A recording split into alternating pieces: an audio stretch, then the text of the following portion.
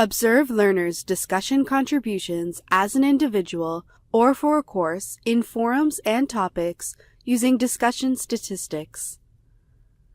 This tutorial shows how to access discussion statistics.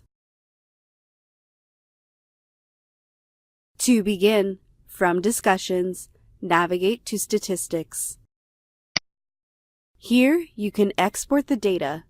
Click Export to CSV file. Note: only the data from the tab you are currently viewing will export. Here, you can view the org unit statistics and user statistics. Use the View By drop-down to sort user statistics by user or by group. You can also search by first or last name for a specific user. The user statistics chart indicates the learner's first and last name, as well as the number of posts they have authored broken down by threads, replies, read, unapproved, and scored. Navigate to Forums and Topics